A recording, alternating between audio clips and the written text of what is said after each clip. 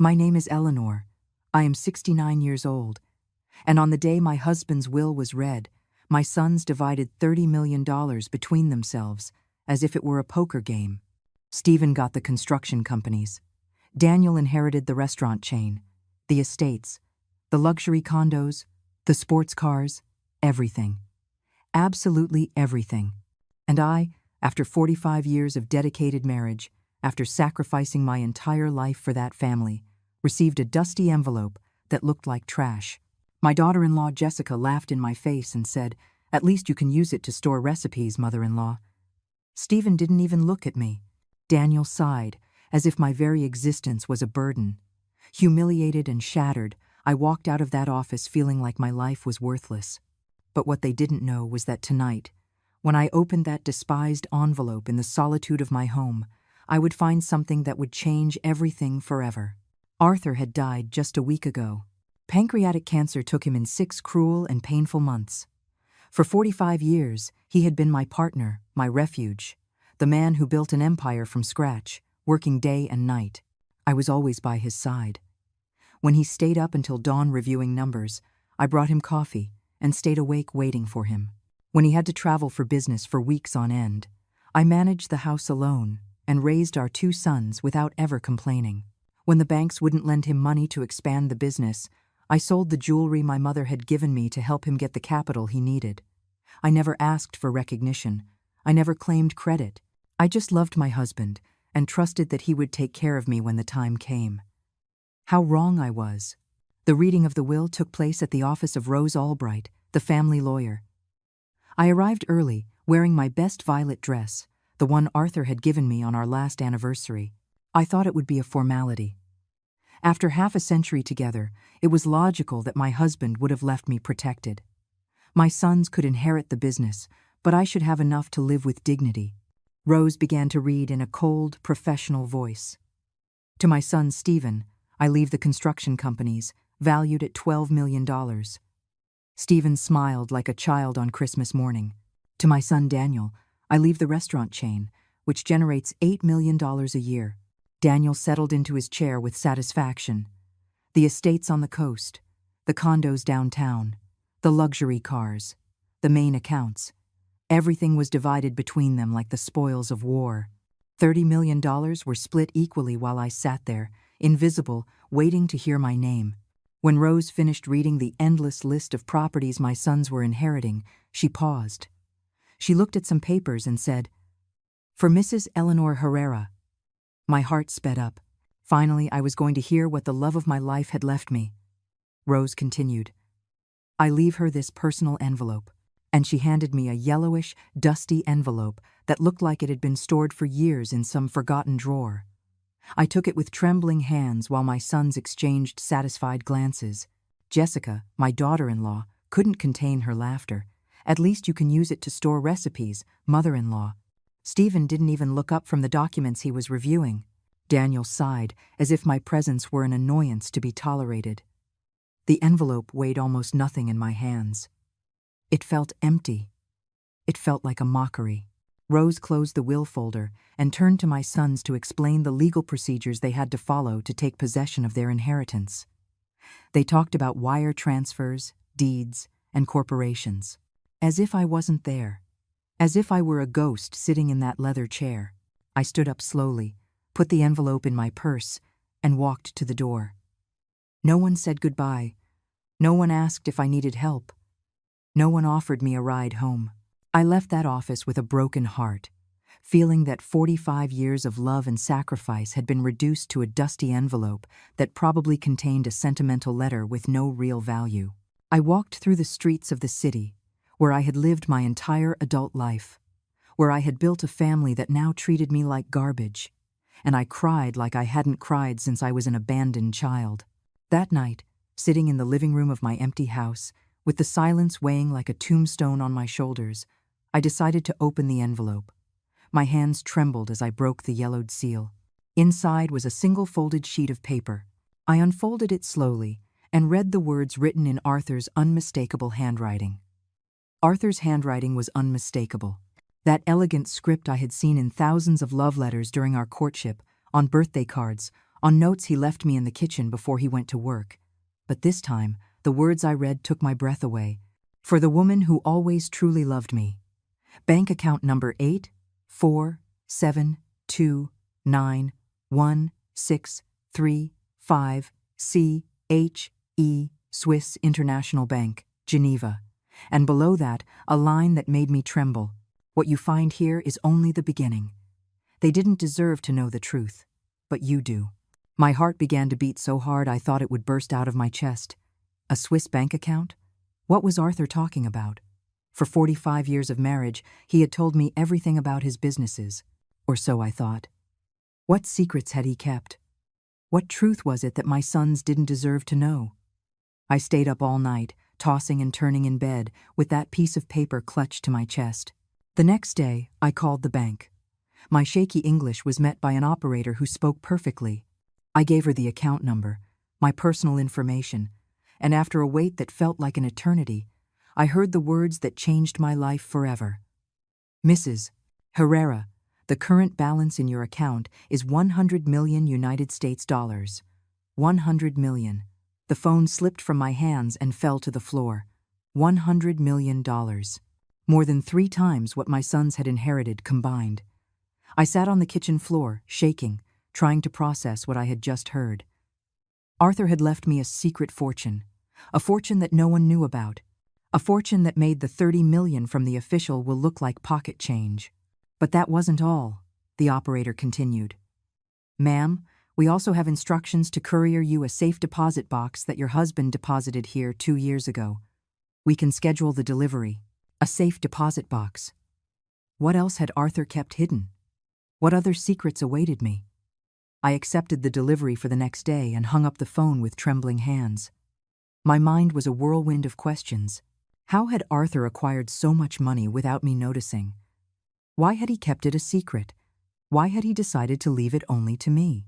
And the question that tormented me the most, what truth was it that my sons didn't deserve to know? The courier arrived the next day, at 10 o'clock in the morning sharp. It was a small but heavy safe, with a combination that came in a sealed envelope. The numbers were our wedding date, June 15th, 1980. Typical of Arthur, always so romantic, even in his darkest secrets. I closed the living room curtains, unplugged the phone, and sat in front of the safe with my heart racing. I dialed the combination and heard the click of the mechanism opening. Inside were documents, photographs, letters, and a thick envelope with my name written in large letters.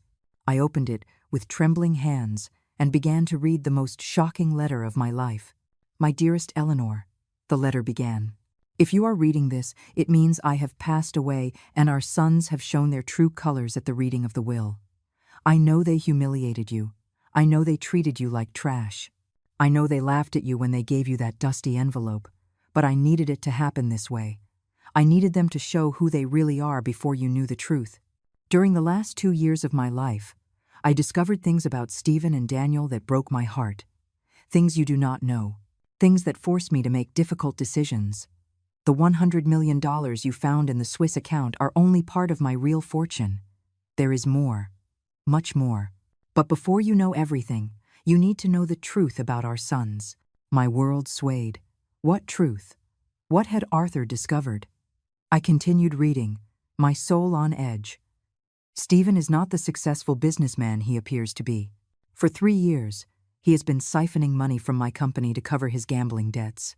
He owes over $2 million to loan sharks who are not exactly understanding. Jessica doesn't know, but he has mortgaged their house twice and is about to lose it.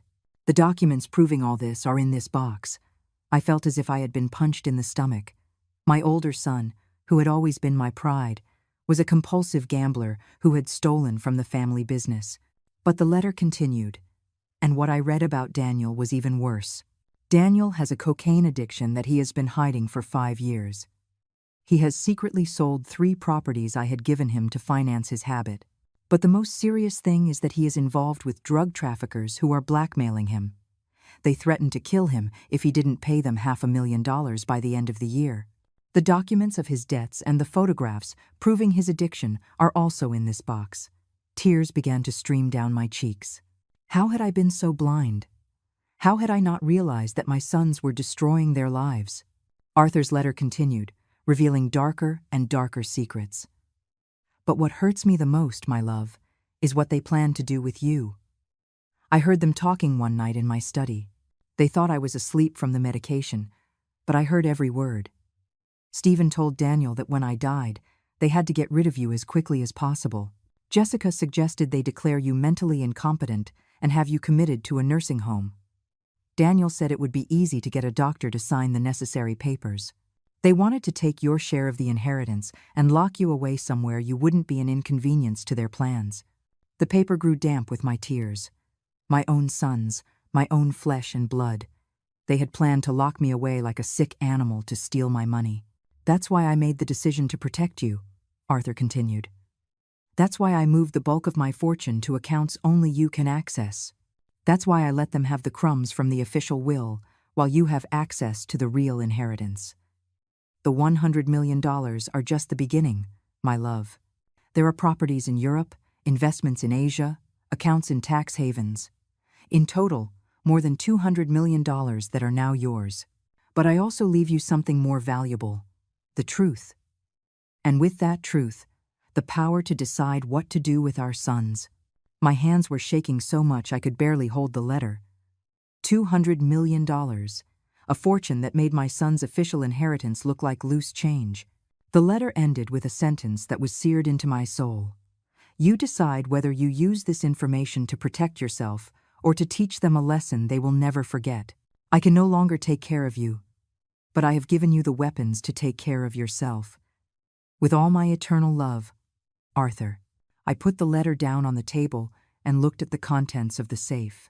There were photographs of Daniel using drugs, bank documents showing Stephen's debts, contracts signed with dangerous loan sharks, audio recordings on small devices I didn't dare listen to yet. My husband had been a private detective during his last years, meticulously documenting the corruption of our own sons. And now that explosive information was in my hands.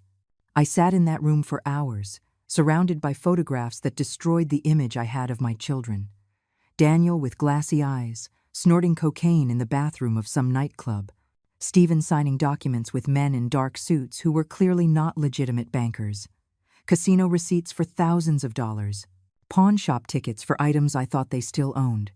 My perfect world, my exemplary family, was crumbling before my eyes like a house of cards. But what hurt the most wasn't the addictions or the debts. It was the plan they had hatched to get rid of me. In one of the recordings I finally dared to listen to, I heard Jessica's voice saying, "Once she's committed, we can sell the family house and split the money. She's an old woman. She won't notice a thing." And Stephen's reply, "Mom was always so naive. It'll be easy to convince her it's for her own good." Over the next few days, I dedicated myself to investigating every document Arthur had left in that safe. He had hired private investigators to follow our sons. He had recorded phone conversations. He had photographed secret meetings. My husband had built a complete file on Stephen and Daniel's lies and betrayals. And among all those papers, I found something that chilled my blood. A contract signed between my sons and a specialized geriatric care company. They had already paid the deposit to commit me to a place called Willow Creek Senior Living, a private nursing home 3 hours from the city. The contract was dated 2 weeks before Arthur's death. They had planned to lock me away before their father even died. They had planned to rob me while I was mourning at his funeral. The phone rang one morning as I was reviewing bank documents. It was Stephen, using that fake voice he used when he wanted something. "Mom, we need to talk. Jessica and I are worried about you. You've been very quiet since the funeral." Worried? How ironic. I told him I was fine, that I just needed time to process the loss. But he insisted. "It's not good for you to be alone in that big house. We've been thinking about options to make you more comfortable." There it was. The plan was beginning to unfold. "What kind of options?" I asked, feigning innocence. "Well, there are some very nice places where you can have company, activities, 24-hour medical care, places where you don't have to worry about a thing. Places like Willow Creek Senior Living," I thought, feeling rage begin to boil inside me. That same afternoon I received another call, this time from Daniel. "Mom, Stephen told me you spoke this morning. I think it's an excellent idea for you to consider moving somewhere more suitable for your age. His voice sounded nervous, as if he were reading from a script. Besides, he continued, we need to talk about finances. Dad left you the house, but the upkeep is very expensive. The taxes, the utilities, the repairs. It would be better to sell so you can live somewhere without those worries. Selling the house, of course, was part of the plan. Get rid of me and take whatever they could. I'm in no hurry to make decisions, I replied. We just buried your father. But Mom, he insisted, the longer you wait, the harder it will be. At your age, changes are complicated. It's better to act fast. At my age, as if I were a senile old woman incapable of taking care of herself. Over the following days, the calls intensified. Stephen, Daniel, and Jessica took turns pressuring me. They would show up at my house unannounced, always with brochures for senior living facilities and arguments about my safety and well-being. Look at this place, Mom, Jessica would say, showing me pictures of gardens and activity rooms. They have physical therapy, painting classes, excursions. You would be so happy here, but I had researched that place. It was a gilded cage where relatives deposited inconvenient elders and forgot about them forever. The online reviews spoke of medical negligence, terrible food, and abusive staff. A perfect place for someone to slowly disappear from the world. One afternoon, while pretending to consider their suggestions, I decided to test them. You're right, I told them during a forced family dinner. Maybe it is time to make some changes. But first, I'd like you to help me with something. Their eyes lit up, thinking I had given in. Of course, Mom, whatever you need, Stephen said with a fake smile. I want to review all of your father's company documents. I want to understand exactly what you inherited and how the business works. The silence that followed was deafening. Stephen and Daniel exchanged nervous glances. Don't worry about that, Mom, Daniel said quickly. We'll take care of everything. You don't have to bother with paperwork. But I insist, I continued. After 45 years of building that empire with your father, I have a right to know what will happen to it. Jessica chimed in with that condescending smile. I hated so much. Mother-in-law, those things are very complicated. Numbers, taxes, contracts. It's better to let the men handle it while you relax in your new home. The men. As if I were a child incapable of understanding basic math. Besides, Stephen added, we've already made some important decisions. We've sold one of the estates to pay off company debts. Sold an estate? What debts? Arthur had been dead for barely a month, and they were already liquidating properties. What kind of debts? I asked. Boring stuff, Mom. Taxes, suppliers, payroll. Don't you worry about it. But I knew the truth. I knew Stephen had used that money to pay his loan sharks. I knew they were plundering the inheritance to cover their vices. That night, alone in my house, I made a decision. I was not going to be the silent victim they expected. I was not going to let them lock me in a nursing home while they stole everything Arthur and I had built together. I had $200 million. I had proof of their crimes. And I had something they had underestimated. 45 years of experience being the wife of a brilliant businessman. I had learned more than they thought. I had absorbed more knowledge than they imagined. And now it was time to use all of it to my advantage. I picked up the phone and called the Swiss bank. It was time to start moving my pieces in this deadly chess game my own sons had started. The next day, as I was having breakfast, the doorbell rang. It was an older, elegantly dressed man who introduced himself as George Maxwell, an attorney, Mrs. Herrera. I'm here on behalf of your late husband. I have specific instructions to carry out. Arthur had hired independent lawyers, different from Rose, to handle his secret affairs. George handed me a thick folder full of legal documents. Your husband asked me to deliver this to you exactly 1 month after his death. These are legal powers, contracts, and authorities that will allow you to take full control of all his companies if you so choose. Full control. Arthur hadn't just left me money. He had left me the keys to the kingdom. Your sons do not know these documents exist, George continued. According to your husband's instructions, you have the power to revoke their inheritances if you deem they are not meeting the family's ethical standards. George Maxwell sat in my living room and began to explain documents that seemed to come from a spy movie. Your husband was very meticulous, Mrs. Herrera.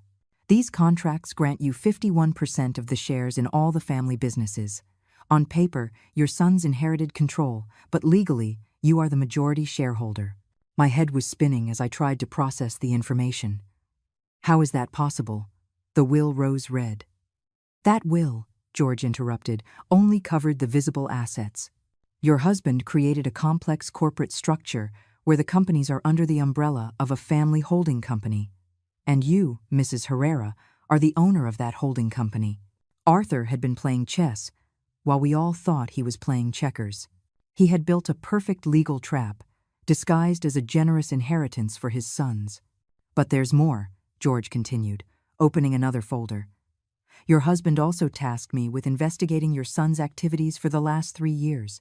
What we discovered is enough to completely nullify their inheritances, and in some cases, to initiate criminal proceedings. He showed me photographs I had already seen in the safe, but also new documents. Irregular bank transfers, fraudulent contracts, fake invoices. Stephen has been diverting funds from the construction company to pay gambling debts. In total, he has stolen nearly $3 million. Daniel has used company vehicles to transport drugs, turning the family restaurants into money laundering centers. Each revelation was like a hammer blow to my chest. How had I raised 2 criminals without realizing it? George took out an audio recorder and played it. I immediately recognized my son's voices. When the old lady is locked up, Stephen was saying, "We can liquidate everything and get out of the country. With 50 million each, we can start over in Europe." Daniel's voice replied, "Yeah, but we have to act fast. The cartel is pressuring me for the money I owe. If I don't pay them soon, they're going to start killing people."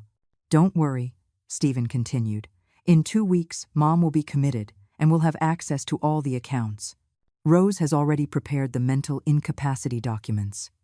My blood ran cold. They weren't just planning to rob me. They were planning to flee the country after destroying everything Arthur had built. "Your husband recorded this conversation 3 weeks before he died," George explained. "That's why he accelerated all the legal preparations. He knew he had little time to protect you. He handed me a new cell phone. This device is directly connected to my office and to the police. If you feel threatened at any moment, press the red button and help will be on its way." The reality of my situation began to sink in. I wasn't just dealing with ungrateful children. I was dealing with desperate criminals who saw my death or disappearance as the solution to all their problems. "What do you recommend I do?" I asked him. George smiled, an expression that didn't reach his eyes. "Your husband asked me to tell you this verbatim. Eleanor, you are stronger and smarter than they think. It's time they found out who they're messing with." That night, after George left, I sat in front of my vanity mirror and truly looked at myself for the first time in months. I saw a 69-year-old woman, with gray hair I had let grow naturally, with wrinkles that told the story of 4 decades of smiles and tears. But I also saw something I had forgotten existed: fierceness. For all those years of being the perfect wife, the selfless mother, I had buried the fighter I had been in my youth. The woman who had sold her jewelry to help Arthur build his empire, the woman who had worked double shifts when money was tight, the woman who had fought against banks, suppliers, and competitors to protect her family. That woman was still there, dormant but not dead, and it was time to wake her up. The next day, I began my counterattack. First, I called the bank and transferred $10 million to a local account. I needed immediate liquidity for what I had planned. Next, I hired a private security firm to watch my house 24 hours a day. If my sons planned to speed up my commitment, they were going to meet more resistance than they expected. I also hired a forensic accountant to audit all the family businesses. I wanted official documentation of every penny they had stolen. Finally, I visited 3 different criminal defense attorneys and gave them copies of all the evidence I had against Stephen and Daniel. I wanted to be prepared for any scenario. Stephen showed up at my house, unannounced, on Friday morning. He was accompanied by Jessica and a man who introduced himself as Dr. Evans, a specialist in geriatrics. The plan was in motion. "Mom," Stephen said with that fake smile that now nauseated me, We brought the doctor to give you a general checkup. We just want to make sure you're okay."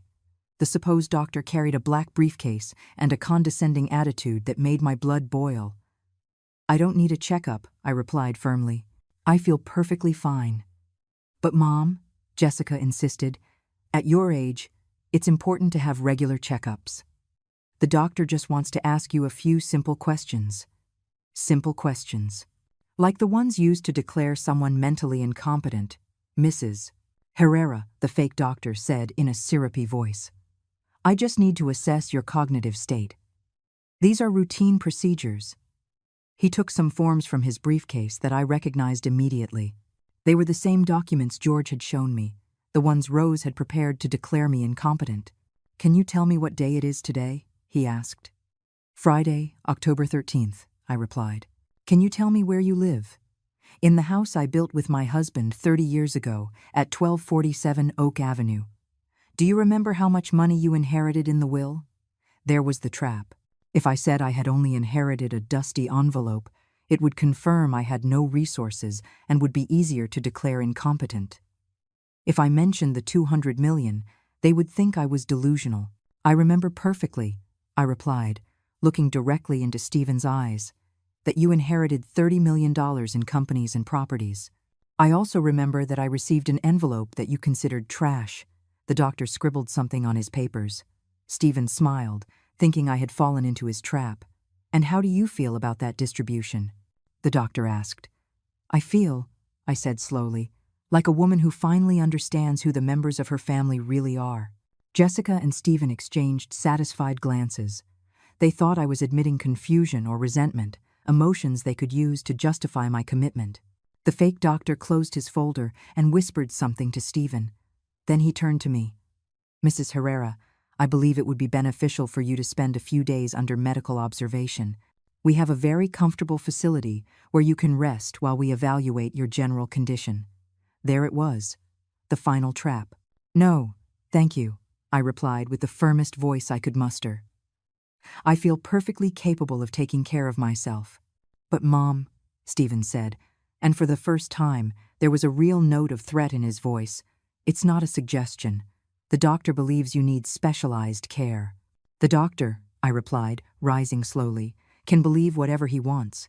But this is my house, and I decide who comes in and who goes out." At that moment, Jessica made the mistake I had been waiting for. She approached me with that venomous smile and said, "Mother-in-law, don't be difficult. We all know you can't take care of yourself anymore. It's time you accept reality and let the adults make the important decisions." The adults.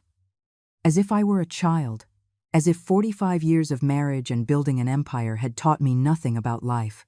I looked at Stephen, at Jessica, at the fake doctor, and I smiled for the first time in weeks. It was a smile they had never seen before, a smile that would have made Arthur proud. "You're right," I said softly. "It is time for the adults to make the important decisions. And that's exactly what I'm going to do." I took out my cell phone, the one George had given me, and pressed the record button. "I want to be very clear about what is happening here," I said in a firm voice as I recorded them. "My son Stephen, my daughter-in-law Jessica, and this supposed doctor are trying to force me into a facility against my will." The fake doctor immediately grew nervous. "Ma'am, this is just a routine medical evaluation." "Routine?" I answered, keeping the phone pointed at them. "Is it routine to come to my house unannounced? Is it routine to bring commitment papers already filled out?" Stephen tried to snatch the phone from me. "Mom, put that thing away. You're acting irrational." "On the contrary," I said, stepping away from him. "I'm behaving exactly as a woman should who discovered her own family plans to lock her away to steal her inheritance." Stephen's expression changed completely. The mask of the concerned son fell away, and for the first time I saw his true face, cold, calculating, dangerous. "We don't know what you're talking about," Jessica said, but her voice trembled. "I'm talking," I continued, pulling one of the photographs Arthur had left in the safe from my purse, "about this." It was a picture of Stephen leaving a casino at 3 o'clock in the morning, clearly drunk, accompanied by two men who were obviously not legitimate businessmen. I'm talking about the gambling debts. I'm talking about the money stolen from the company. I'm talking about the contract you already signed with Willow Creek to have me committed." The silence that followed was deafening. The fake doctor started backing toward the door.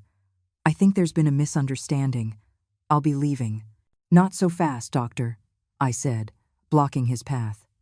"How much did they pay you to sign false documents of mental incapacity?" The man turned pale. "I don't know what you're talking about." "I'm talking about this," I said, showing him another photograph where he appeared receiving an envelope of money from Stephen. "My husband hired private investigators during his final months. He documented every dirty move you made." Jessica began to cry, but they weren't tears of sadness. They were tears of pure panic. "Mother-in-law, you don't understand. Everything we've done has been for your own good." "For my good?" I repeated, feeling a rage give me a strength I hadn't felt in years. "Stealing from the family business is for my good? Planning to flee the country with the money is for my good?" Stephen finally lost his composure. "Enough. You're a crazy old woman who doesn't know what she's talking about. Dad made a mistake leaving you anything. You're too stupid to handle money." There it was, the truth. After 45 years of pretending to love me, he finally showed what he really thought of me. "Stupid?" I asked, taking out my phone and dialing a number. "George, it's Eleanor. They're here, just as you predicted." "Yes, I've recorded everything." Stephen tried to take the phone from me again, but this time I didn't back down. "If you touch me," I said in a voice I didn't recognize as my own, "it will be the last thing you do as a free man." "What do you mean?" Jessica asked, her voice cracking. "I mean," I replied, "that right now, 3 criminal lawyers are reviewing evidence of fraud, embezzlement, and conspiracy to commit kidnapping." Just then, the doorbell rang. It was 2 police officers, accompanied by George, Mrs. Herrera. One of the officers said, "We received your emergency call." Stephen and Jessica looked at each other in absolute terror. The fake doctor tried to sneak out, but George stopped him. "Dr. Evans, or should I say, Mr. Herrera, because you aren't a doctor, are you?" The man slumped into a chair. "They paid me $5,000 to sign some papers. I didn't know it was illegal." $5,000 to declare me mentally incompetent? I asked. "Is that what my freedom is worth?" The police began taking statements while George explained to me that this had been a controlled operation from the moment Arthur died. "Your husband anticipated every move," George told me, as the officers arrested the fake doctor. "He knew they would try to have you committed quickly, before you could react. That's why he prepared all this evidence and these legal proceedings." Stephen and Jessica weren't arrested that day, but the police warned them they were under investigation. When they finally left, my house was silent for the first time in weeks. I sat in my favorite armchair, the same one where Arthur and I used to watch television together, and I cried. But they weren't tears of sadness. They were tears of liberation. For the first time since my husband's death, I felt truly free. That night, I called both of my sons, not to plead or to try to fix things. I called them to give them an ultimatum. "You have 24 hours to return every penny you stole from the family businesses. You have 24 hours to cancel the contract with Willow Creek, and you have 24 hours to confess the entire truth about your debts and your problems." "Or what?" Stephen asked with a defiant tone that no longer intimidated me. "Or tomorrow at 9 o'clock in the morning, 3 local newspapers will publish the full story of your crimes. Or I hand all the evidence over to the district attorney's office. Or I use the legal powers your father left me to completely revoke your inheritances." The silence on the other end of the line confirmed that they finally understood who they were dealing with. "Impossible," Daniel muttered. "Dad left us everything in the will. You can't take what's already ours." "Want to bet?" I replied. And for the first time in my life, my voice sounded exactly like Arthur's when he was closing a tough deal. "Because it turns out your father was a lot smarter than you thought. And I'm a lot stronger than you imagined." I hung up before they could answer. I didn't need to hear any more lies, more excuses, more manipulation. It was time for them to learn that the woman they had underestimated for so many years had sharp claws when she needed to use them. The next morning, at 8 o'clock sharp, Stephen and Daniel appeared at my door. They didn't come with fake lawyers or commitment plans. They came with their tails between their legs, defeated, begging for mercy. "Mom," Stephen said, And for the first time in years, there was no condescension in his voice. "We need to talk." I let them in, but this time, I didn't offer them coffee or a smile. I left them standing in the middle of the living room while I remained seated in my armchair, in the position of power I had earned. "Talk," I said simply. Daniel started to cry. "Mom, everything got out of control. The drugs, the debts, the loan sharks. We didn't know how to stop. And your solution was to rob me and lock me away?" I asked. "That wasn't the original intention," Stephen muttered. "At first, we just needed to borrow some money. We thought we could pay it back before anyone noticed." "But things got worse," Daniel continued. "The cartel started threatening us. They said if we didn't pay, they would go after the family. So you decided to hurt me first," I replied. "You decided it was better to lock me up like an animal than to face the consequences of your choices." Stephen knelt in front of my chair. "Mom, we're your sons. We love you. We just made terrible mistakes." "You love me?" I asked, feeling all the rage that had built up for months finally find its voice. "You call planning my commitment love? You call stealing the money your father and I built together love? You call treating me like trash at the will reading love?" They didn't answer because there was no possible answer to those questions. "But I want you to know something," I continued, standing slowly and walking to the window. "Your father loved you. Despite everything he discovered, despite all the evidence he gathered against you, he loved you. That's why he left you a chance to redeem yourselves." I turned to face them. "He left you $30 million, enough to pay all your debts and start over. But he also left me the power to take it away if you proved you didn't deserve it." Their faces paled as they understood the magnitude of what I was saying. "What do you want us to do?" Stephen asked, his voice cracking. I smiled, but it wasn't a motherly smile. It was the smile of a woman who had finally found her power. "What I want," I said, walking slowly around my two sons kneeling in my living room, "is for you to understand that the game has changed. For 69 years, I have been the obedient wife, the sacrificial mother, the invisible woman who cleans up others' messes. That's over." I looked them directly in the eyes, one by one. "Stephen, I want you to call all your loan sharks right now and tell them they will get their money, but not from the money stolen from the company. They will get it from your own inheritance." His face fell. "Mom, if I do that, I'll have nothing left.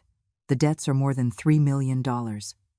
"Exactly," I replied, showing not a shred of compassion.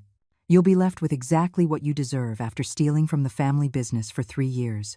Daniel," I continued, turning to my younger son, "you are going to check into a rehabilitation center.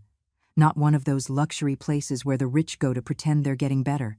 A real place where they will work with you seriously."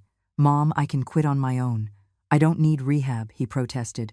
"How were you able to quit gambling on your own?" I asked Stephen. "How were you able to stop stealing money on your own?" "No, my sons. Addicts don't get better on their own. And you are going to get better, or you are going to lose everything." Daniel began to cry harder. "They'll kill me in rehab." "No," I said, taking out my phone. "They won't kill you, because I'm going to pay them myself. But every dollar I pay for your debts will be deducted from your inheritance." I dialed a number I had written down days ago. "Detective Miller? This is Eleanor Herrera. I have information about a drug trafficking ring operating out of the family's restaurants." Daniel went white as a sheet. "Mom, what are you doing?"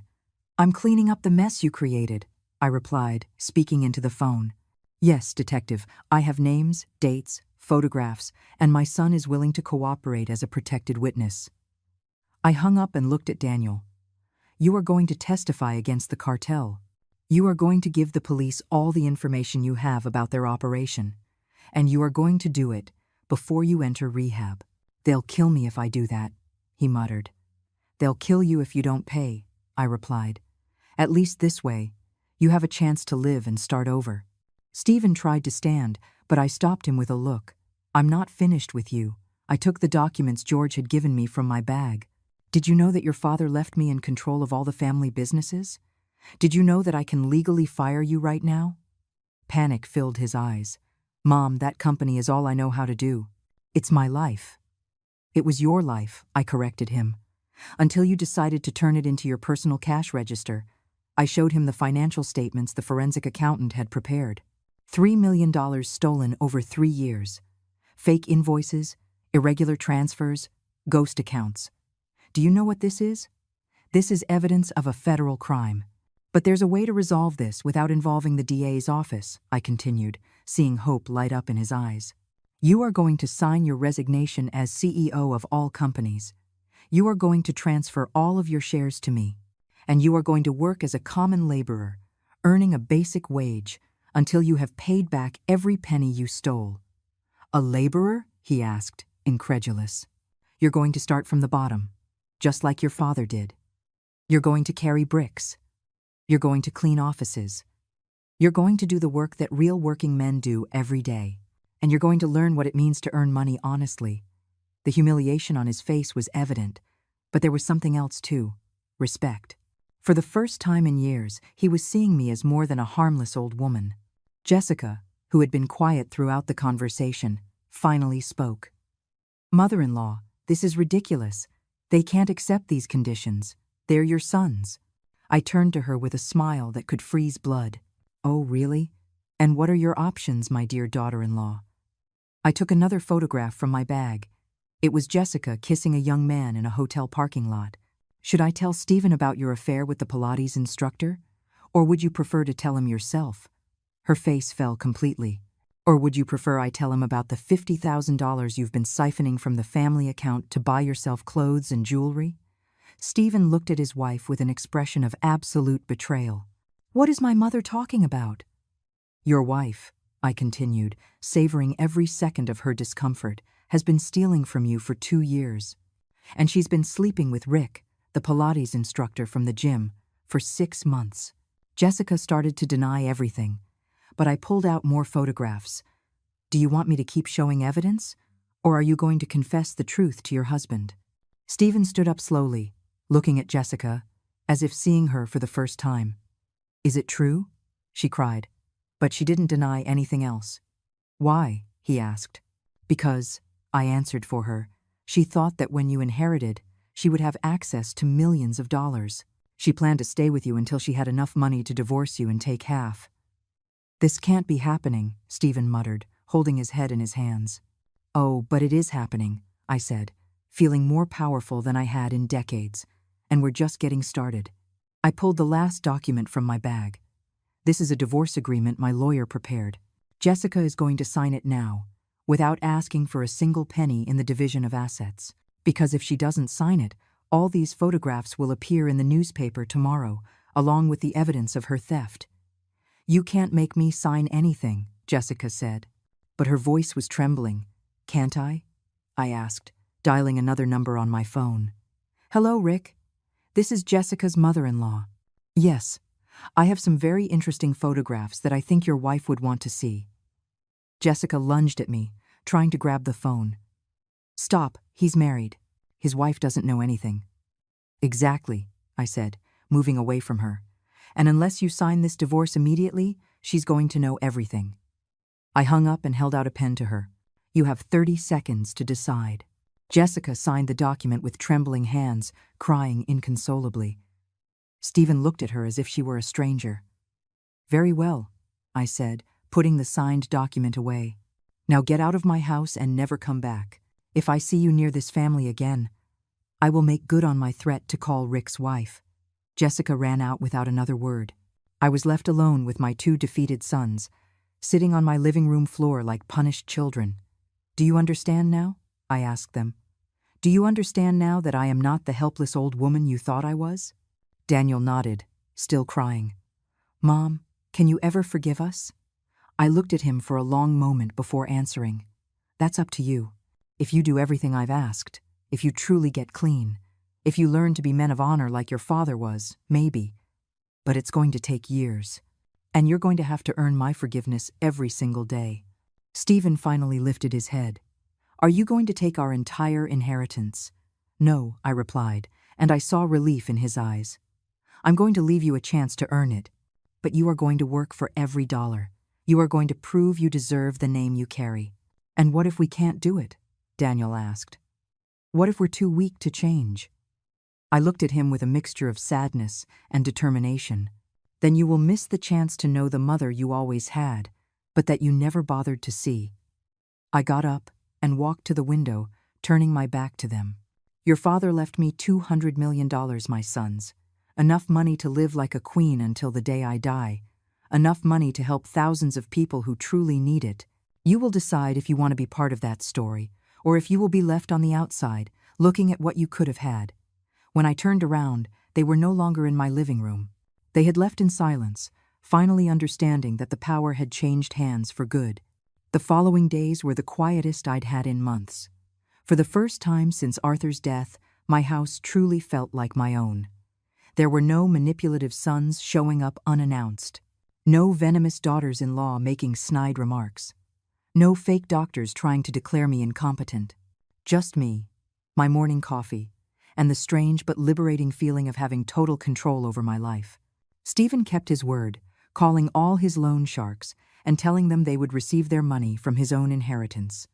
Daniel voluntarily checked into a rehabilitation center on the outskirts of the city, and Jessica had completely disappeared, probably holed up in some hotel while she figured out how to rebuild her life after her perfect plan imploded.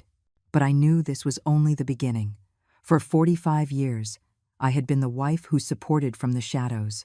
Now it was time to find out who Eleanor was as an independent person, as a woman with power, as the heir to a $200 million empire. The first decision I made was to visit all the companies I now controlled. I wanted to meet the employees who had worked for Arthur for years. I wanted to understand exactly what my husband had built and how I could make it better. The first stop was the main construction company, where Stephen had been CEO until a week ago. When I arrived at the offices, dressed in a gray suit I had bought specially for the occasion, all the employees looked at me with curiosity. They knew I was the boss's widow, but they had never seen me in a professional context. "Good morning," I said to the 30 employees gathered in the conference room.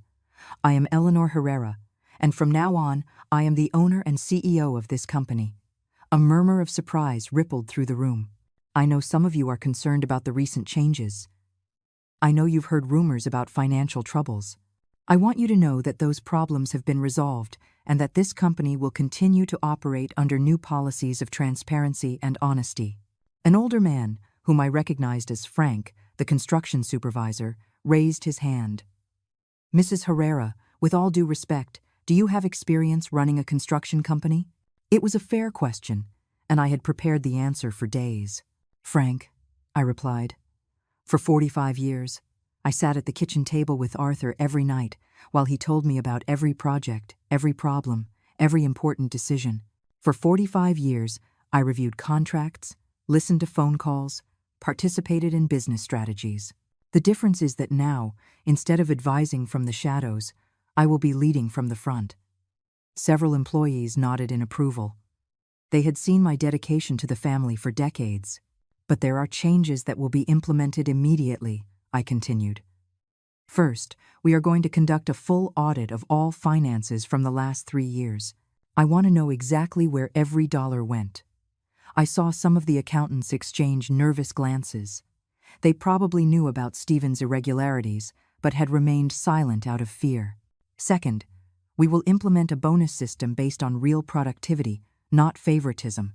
Third, any employee who has information about past irregular activities can come speak with me privately, without consequences, to help me clean up this company.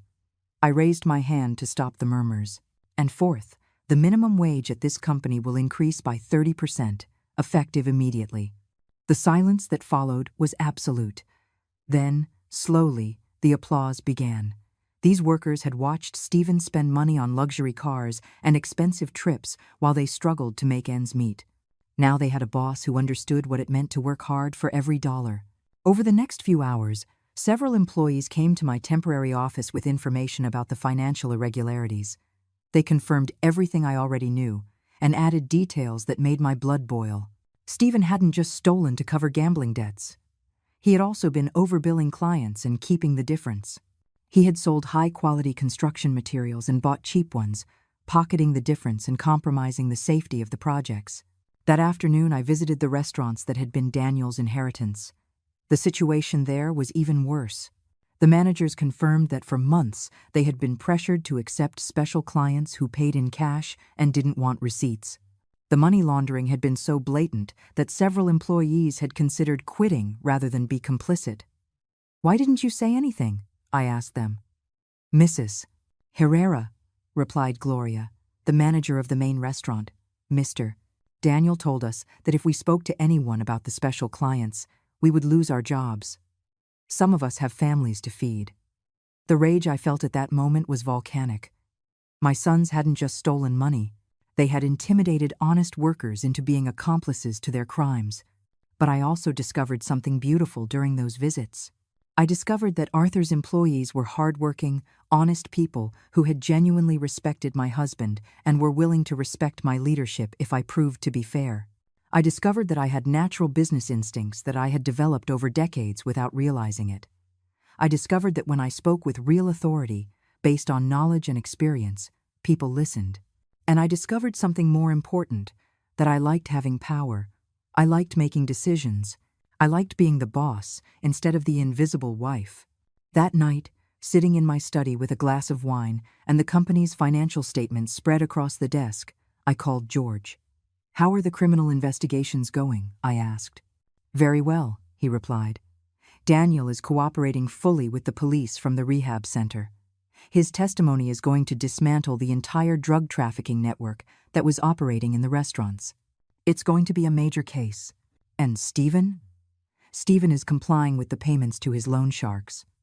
He started working as a laborer on one of his own construction sites. The employees are. Let's just say they're enjoying watching him carry bricks under the sundae." I laughed for the first time in weeks. Poetic justice tasted sweet. "But there's something else I need to discuss with you," I continued. "I want to establish a charitable foundation. I want to use part of this $200 million to help older women who are in vulnerable situations." George was quiet for a moment. "Women like you would have been if Arthur hadn't protected you." "Exactly," I replied. "Women whose children abandon or mistreat them. Women who have no resources to defend themselves. Women whom society considers invisible simply because they are older. That's a beautiful idea, Eleanor. Your husband would be proud." "I hope so," I murmured, touching the photograph of Arthur I had on my desk. The days passed, and slowly I began to rebuild not only the businesses, but also my relationship with my sons. Stephen came to visit me every Sunday after his week of physical labor. He was thinner, more humble, but also more real than he had been in years. "Mom," he said one Sunday, "I want you to know that for the first time, I understand what Dad felt when he built all this. Honest work has a different taste." Daniel called me from the rehab center twice a week. His conversations were painful but honest. "I'm learning to live without lying to myself," he told me in one call. "It's the hardest thing I've ever done in my life." Were they going to earn my complete forgiveness? I didn't know. Were they going to one day get their full inheritance back? That was up to them. But for the first time in my life, I wasn't defined by being someone's mother or someone's wife. I was Eleanor, a businesswoman, a philanthropist, a powerful woman in my own right. And that woman had big plans for the future, plans that went far beyond revenge, plans that were going to change lives, including my own. Arthur had given me the tools to defend myself, but I had chosen to use them for something bigger, to become the woman I always had the potential to be, but never had the chance to discover. 6 months after that, reading that changed my life forever. I found myself standing in front of my bedroom mirror, preparing for the most important event since Arthur's death. That night was the launch of the Arthur and Eleanor Herrera Foundation for Vulnerable Senior Women. I was wearing a gold dress that I had chosen, especially for the occasion, not because it was the most expensive, but because it was the color of strength, the color of the power I had discovered within myself. As I put on the earrings Arthur had given me for our 20th anniversary, I thought about everything that had changed since that night I opened the dusty envelope my sons had despised. The foundation had already helped over 200 older women in its first few months of operation. Women like Rose, 73, whose children had emptied her bank account and left her living in deplorable conditions. Like Carmen, 68, who had been a victim of domestic violence for decades and finally found the courage to escape. like Patricia, 75, whose family had tried to declare her mentally incompetent to steal her pension. Every story I heard reminded me how close I had come to becoming one of those victims. And every woman we helped confirmed that I had made the right decisions. The phone rang as I finished getting ready. It was Stephen. Over these 6 months, our conversations had slowly evolved from hostility to something resembling mutual respect. "Mom," he said, and his voice sounded different, more mature. "I wanted to wish you luck at the launch tonight." "Thank you," I replied, surprised by the sincerity in his tone. "How are things at the construction site?" "Good," he answered. "We finished the affordable housing project you proposed today, seeing the families move into their new homes. I get why Dad loved this business. It was true. I had turned part of the construction company into a project for low-income housing. It was profitable, but it also had a social purpose that filled my heart."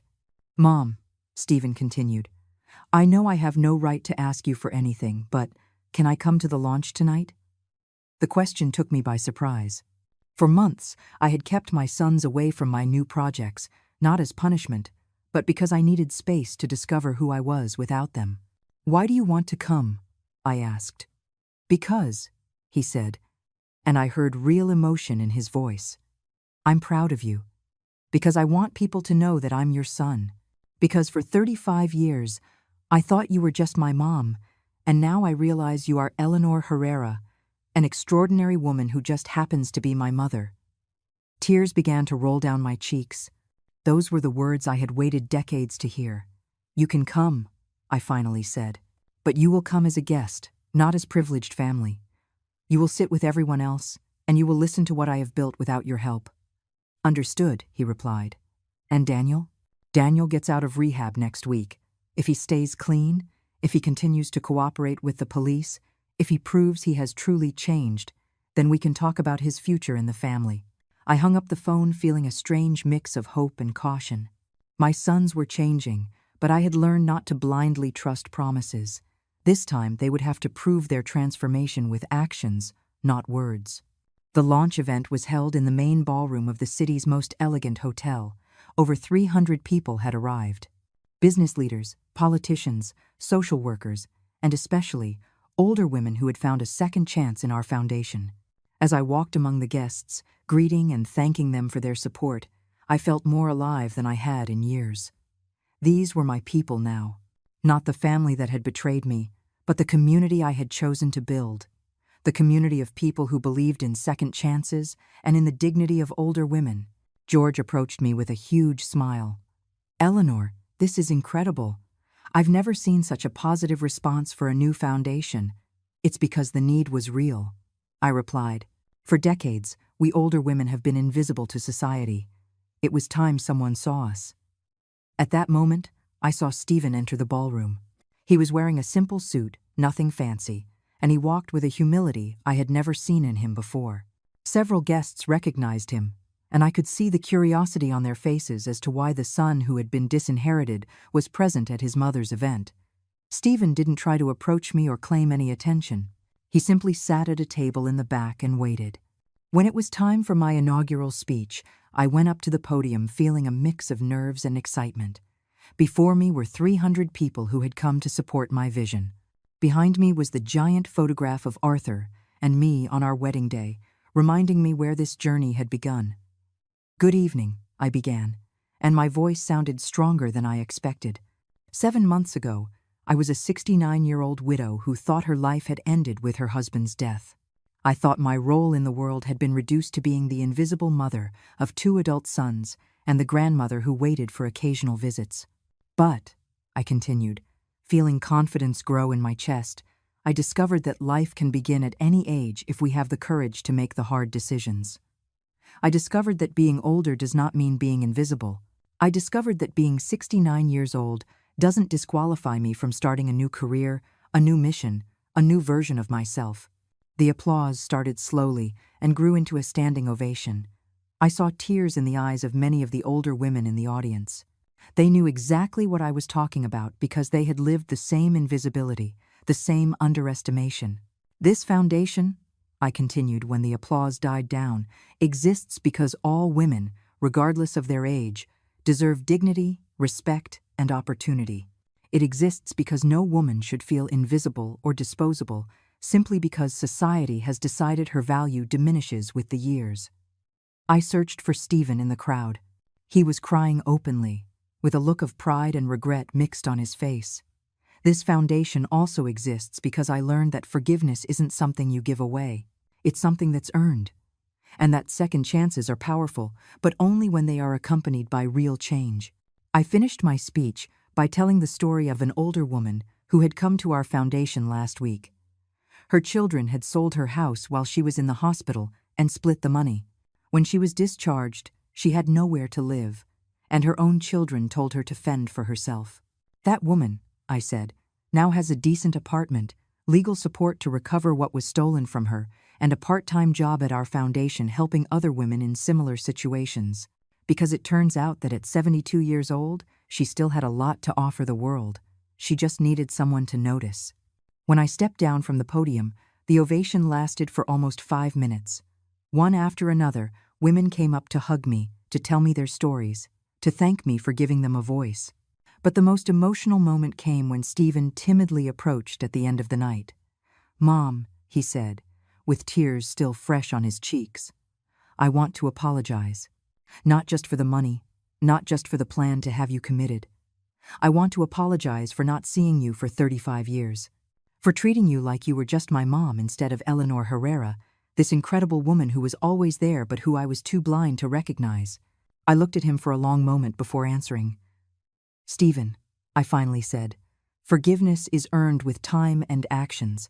But respect, you've already earned that. You came here tonight expecting no privileges. You sat in the back without demanding attention. You cried with pride for my achievements, instead of resentment for your situation.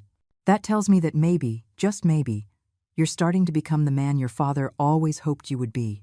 For the first time in 7 months, I hugged him, not as the mother who automatically forgives, but as the strong woman who recognizes genuine growth in another person. A year after that infamous day in Rose's office, I find myself sitting in the garden of my house, the same house my sons once wanted to sell to lock me away in a nursing home. But everything has changed. The garden is more beautiful than ever because I now have time to tend to it myself. The businesses are running better than when Arthur was alive because I've learned that leading with both the heart and the head produces better results than leading with ambition alone. And my family? Well, my family has become something I never thought possible. A real family, based on mutual respect instead of false obligations. Daniel got out of rehab 6 months ago and has been clean ever since. It wasn't easy. There were relapses, crisis nights, moments where I thought I had lost him for good. But something changed when he testified against the drug traffickers who had been blackmailing him.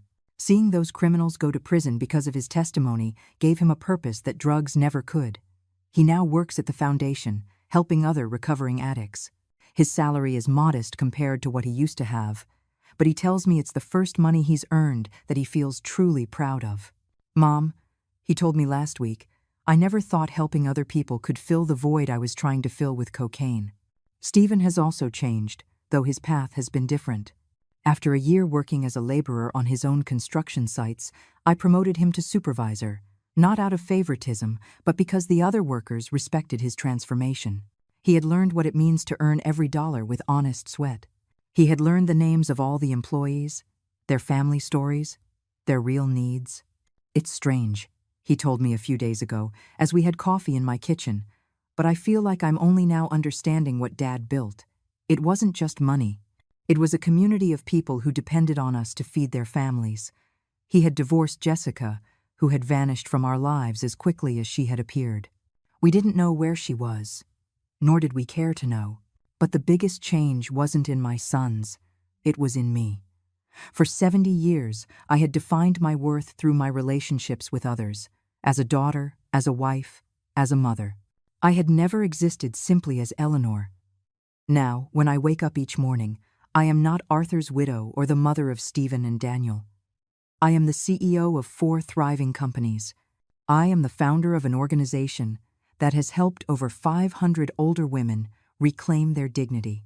I am a 70-year-old woman who is living the most exciting and productive decade of her life. I am someone who makes important decisions, who influences the lives of thousands of people, who builds legacies that will last for generations. The foundation has expanded beyond my wildest dreams.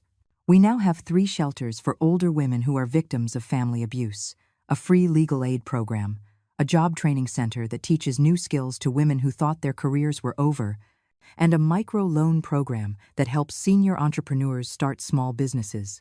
Last week, a 65-year-old woman who had been unemployed for 2 years opened her own bakery with one of our microloans. When she cut the ribbon at the grand opening, she was crying with joy because she finally felt useful, valuable, and capable again.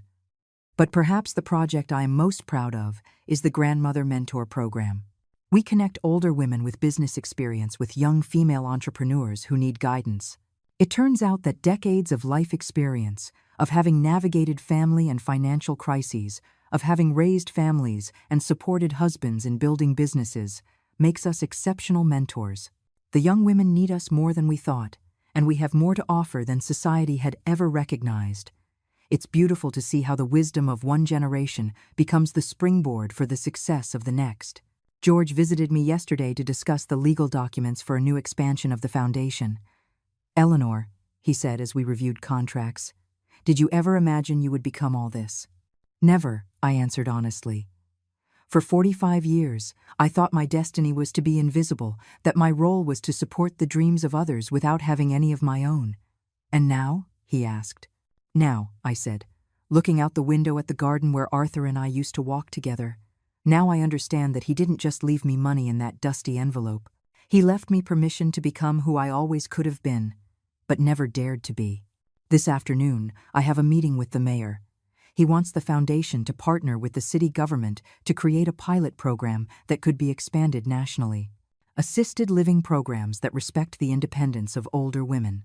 Day centers where they can socialize and stay active without feeling like burdens on their families. Public policies that recognize that older women are a valuable social resource, not a problem to be hidden away. The idea of influencing policies that will affect thousands of women across the country excites me more than any inheritance I could have received. My sons come for lunch with me every Sunday. Not out of obligation, but because they genuinely enjoy my company. Our conversations have evolved from apologies and resentment to real debates about business, about life, about the future. Stephen consults me on important decisions at the construction company. Daniel tells me about the difficult cases he handles at the foundation. They ask for my advice not because I am their mother, but because they respect my judgment as a businesswoman and as a person. It's the family relationship I always wanted, but never knew how to build when we were younger. Have I forgiven them completely?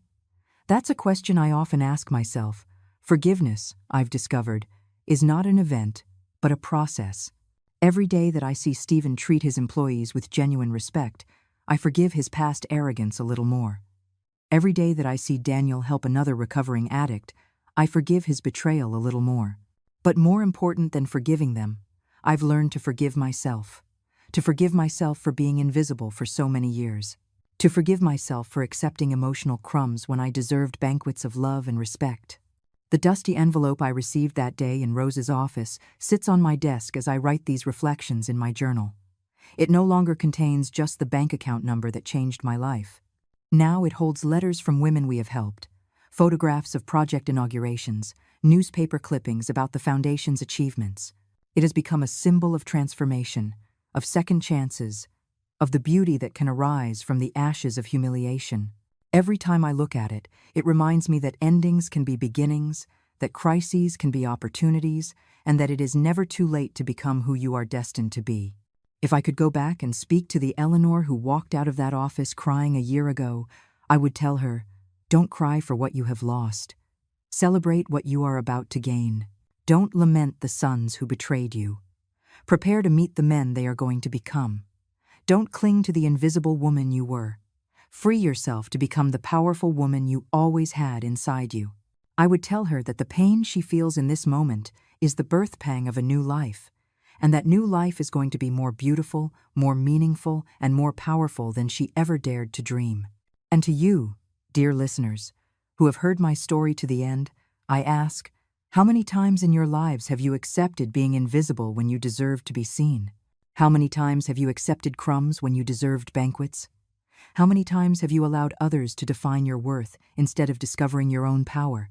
My story is not just about an unexpected inheritance or a dysfunctional family. It's about the moment we decide to stop surviving and start truly living. It's about the moment we realize that it is never too late to write a new chapter of our lives. Because it turns out that the best years of our lives can be ahead of us, not behind us, if we have the courage to claim our power and use it for something bigger than ourselves.